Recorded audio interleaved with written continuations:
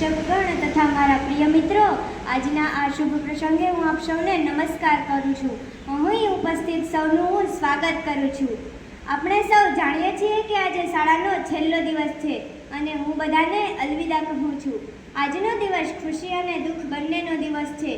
ખુશીનો એટલા માટે છે કે આપણે આપણા ઉજ્જવળ ભવિષ્ય તરફ વધી રહ્યા છીએ અને દુઃખનો એટલા માટે છે કે આપણે જે શાળામાં એક સાથે ભણ્યા, મોટા થયા, જ્યાં સારા શિક્ષકો અને મિત્રો મળ્યા, એવી શાળા, શિક્ષકો અને મિત્રોને અલવિદા કહેવાનો જ સમય આવી ગયો છે.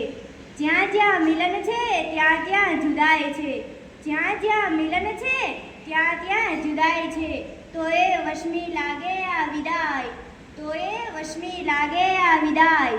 પળમાં ભેળા તો પળમાં જુદાય છે, પળમાં ભેળા તો પળમાં જુદાય છે.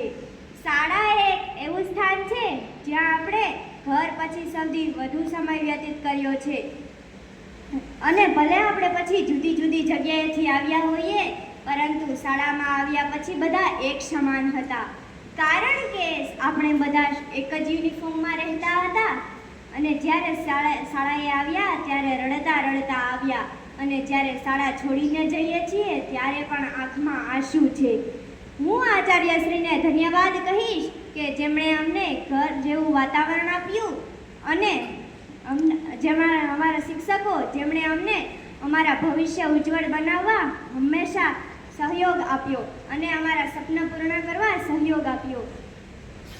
મારી કોરી પાટી અને કોરા મન પર, મારી કોરી પાટી અને કોરા મન પર કક્કા અને બારકડીથી જ્ઞાનના પ્રથમ હસ્તાક્ષર કરાવનાર, કક્કા અને બારકડીથી જ્ઞાનના પ્રથમ હસ્તાક્ષર કરાવનાર એ હાથ અને શિરને નમન છે, એ હાથ અને શિરને નમન છે.